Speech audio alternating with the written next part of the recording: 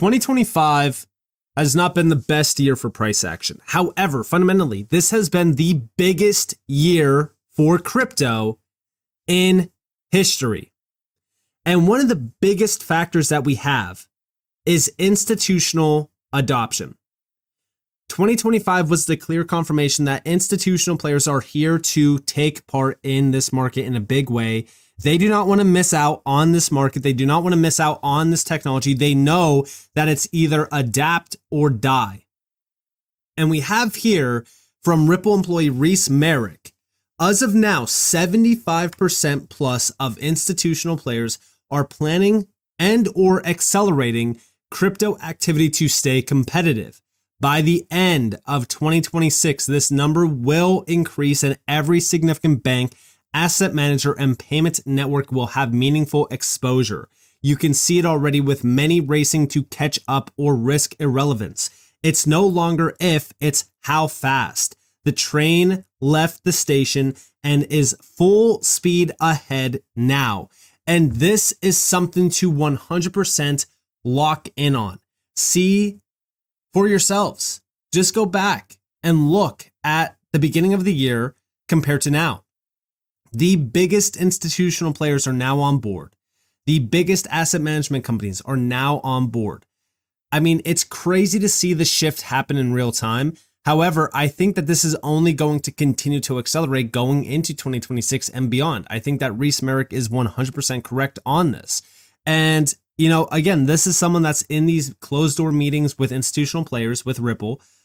He knows exactly what's happening here because, again, Ripple is trying to close institutional players. They're trying to work with institutional players around crypto itself. And, it's happening. It's 100% happening. And it's clear by looking at the, overall performance this year from big institutional players jumping in. I get that the price action hasn't been that great. And it's definitely disappointing, but look at the fundamentals, right? They are literally stronger than ever when it comes back to crypto. Now, looking at a recent report from Grayscale, looking into 2026, we do have 2026 digital asset outlook, dawn of the institutional era. So key takeaways. We expect 2026 to accelerate structural shifts in digital asset investing, which have been underpinned by two major themes. Macro demand for alternative stores of value and improved regulatory clarity. Together, these trends should bring in new capital, broaden adoption, especially among advised wealth and institutional investors, and bridge public blockchains more fully into mainstream financial infrastructure. As a result, we expect rising valuations in 2026 and the end of the so-called 4-year cycle, or the theory that crypto market direction follows a recurring 4-year pattern. Bitcoin's price will likely reach a new all-time high in the first half of the year in our view. Grayscale expects bipartisan crypto market structure legislation to become U.S. law in 2026. This will bring deeper integration between public blockchains and traditional finance, facilitate regulated trading of digital asset securities, and potentially allow for on-chain issuance by both startups and mature firms. The outlook for fiat currencies is increasingly uncertain in contrast. We can be highly confident that the 20 millionth Bitcoin will be mined in March of 2026. Digital money systems like Bitcoin and Ethereum that offer transparent, programmatic, and also ultimately scarce supply will be in rising demand in our view due to rising fiat currency risk. We expect more crypto assets to be available through exchange-traded products in 2026. These vehicles have had a successful start, but many platforms are still conducting due diligence and working to incorporate crypto into their asset allocation process. As this process matures, look for more slow-moving institutional capital to arrive throughout 2026. We also outline our top 10 crypto investing themes for 2026, which of course are dollar debasement risk, drives demand for monetary alternatives, regulatory clarity supporting adoption of digital assets, reach for stablecoins to grow in wake of Genius Act, asset tokenization at inflection points, privacy solutions needed as blockchain tech goes mainstream, AI centralization calls for blockchain solutions, DeFi accelerates, led by lending, mainstream adoption will demand next generation infrastructure, a focus on sustainable revenue, investors seek out staking by default. Finally, two topics that we do not expect to influence crypto markets in 2026 is quantum computing and digital asset treasuries. So when we look at what's happening here, obviously the institutional side of the market, we're most likely going to see increased institutional adoption for the next couple years. It's not just 2026. I really do think that everyone is focused on, the quick gains in this market, but they forget what investing really is, which is it's a long-term thing. We don't expect to get rich in 1 week, 1 month, or even just 1 year. And I think that that's the biggest issue with this space is that, we have influencers in the space that are telling you overnight you're going to get rich. That's just not the case. In fact, it's extremely unrealistic. The main thing that we're looking at here is how the system is evolving, how finance itself is changing, and how crypto, specifically the technology behind crypto, is the driver of all of this. And I think that that's one of the most important things that we can focus on. But also, we know that the institutional players are here, and we can see that through what Coinbase is doing. Brian Armstrong said that institutions are moving into crypto faster than most people realize. Excited to partner with Standard Chartered to make access easier for their clients, and proud that Coinbase is their platform of choice. Now, Standard Chartered did tap into Coinbase Institutional for institutional grade digital asset solutions globally. Now, if we're thinking about this includes trading to custody. This collaboration sets a new standard for secure and seamless access. Now, the interesting thing about Standard Chartered is that, we know that Zodiac Custody, which is Standard Chartered's, custody platform, is a part of Ripple Custody. It was recently, it was previously Medico, but recently that did shift to Ripple Custody, and Zodiac Custody is still working with Ripple on that. Also, don't forget that Standard Chartered did invest into Ripple back in 2016, and they did trials back in 2016 as well for real-time cross-border payments using, of course, Ripple and their blockchain-based solutions with XRP, which were very successful. Now, is this still in play today? Well, it is 2016. It's about 10 years ago almost. I still think that it's very significant to focus on. We know that Standard Chartered is still working with Ripple closely through Zodiac Custody. So I think that this is just another, major move and expansion from Standard Chartered. I don't think that it's, anything significant from like a XRP point of view or even a Ripple point of view. It's still very bullish for the entire space. Now, on top of this, we know that Coinbase Institutional has been working with additional banks. If you just go through their media, you can see like PNC here. Also Citi, they did announce Citi back in like October, I believe, which was also another big move from Coinbase Institutional. And I think that that's going to be, one of many, many big players jumping into this, space. I think that crypto for the next 5, 10 plus years, it's going to see increased adoption from all of these big players. And Franklin Templeton is also confirming this. We have institutional crypto demand. This is FTI Global's VP of Digital Assets Research. He's sharing that across the board, we are seeing more institutional players that are not just open to the technology, but embracing the ecosystem. Check it out. We have some institutional events going on this week as well. And I think institutional demand is just a really interesting benchmark this year. So from Franklin Templeton's perspective, how are you evaluating institutional demand at the moment in 2025? Yeah, lots of different things. So one is kind of anecdotally with the conversations that we have. And when we think about institutional, I mean, this can be, everything from, very small institutions to large sovereign wealth funds and kind of everything in between, pensions, endowments.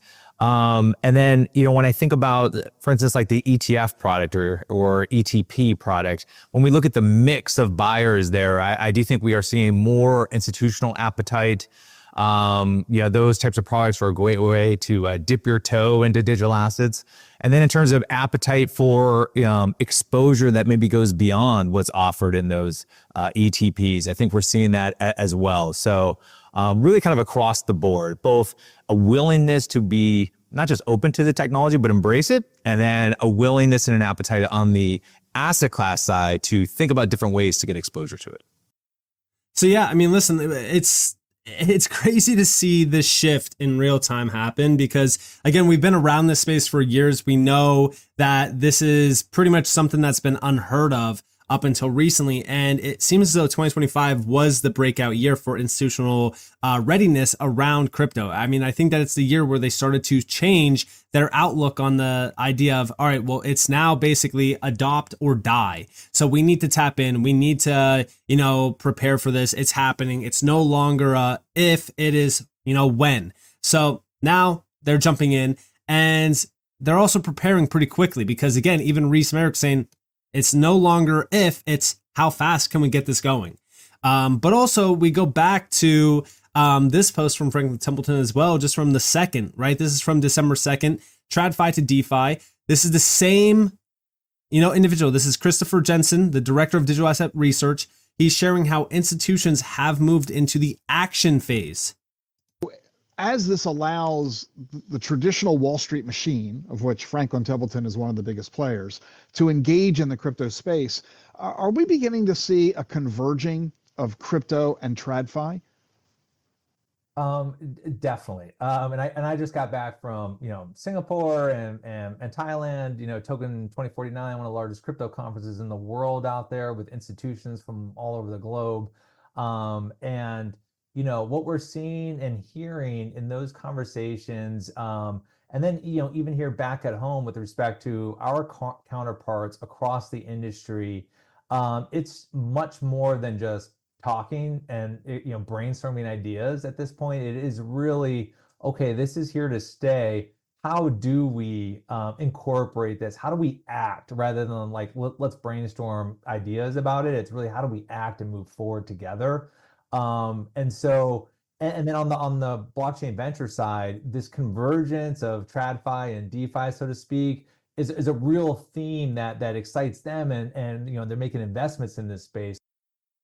So yeah, I mean, listen, if we're thinking about this logically, it is the action phase for institutions.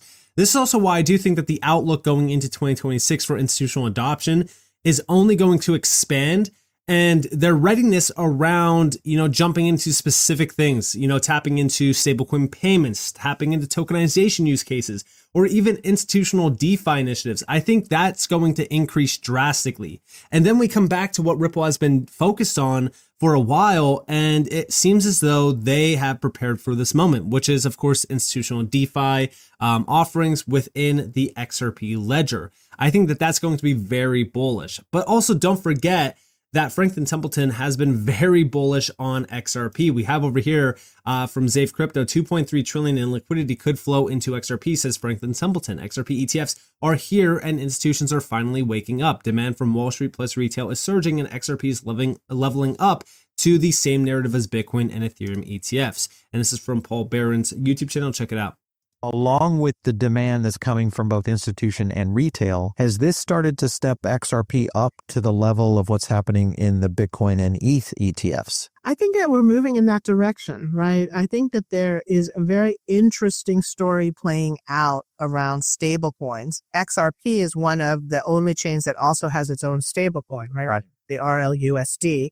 And I think that adds a new element to what they might be able to do in terms of building business around the chain. Don't forget, I think one of the most exciting prospects of these new rails is going to be the vast increase in the number of computer-to-computer transactions that are going to start to occur as we see more people get comfortable with Web3 models, right? Yeah. And so I think that, when you have your own stablecoin and you've got this chain that is already a public chain that has an independent verification network operating around it, this starts to become, I think, a pretty interesting business case, which is why we've been looking to partner with and doing more with Ripple over the last couple of years. Don't forget, they had some challenges here in the U.S. while that lawsuit was on. Sure. And outside the U.S., they've been continuing to build their business dramatically. We operate globally, so we've been engaged with them in Asia for some time, and now we're seeing that start to spread out to more regions of the world. And we also got an insight that, they're closely working with Ripple on a few things. It's hard not to look into, things a little bit more and come to the conclusion that, like, going into 2026, Ripple is going to level up in a big way.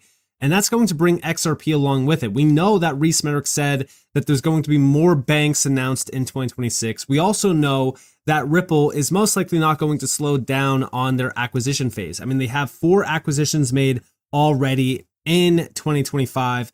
I would assume that most likely, continues. We might not get 4 in 2026, but I do think that we will see more acquisitions. We know that they're in that phase of, acquiring more and more companies to build out their institutional stack. So I'm very excited about what 2026 has to hold fundamentally, especially for a lot of these great projects and a lot of these great companies like Ripple and even XRP. And I'm thinking that institutional adoption is just going to continue to surge. And I think that that's confirmed through a lot of these players like Franklin Templeton, who is an institutional player themselves. I think Grayscale, looking at the facts, I mean, it's very clear that 2026 is going to be an institutional era of crypto, really starting to, begin and then also heat up. So with that being said, I hope that you guys enjoyed this video.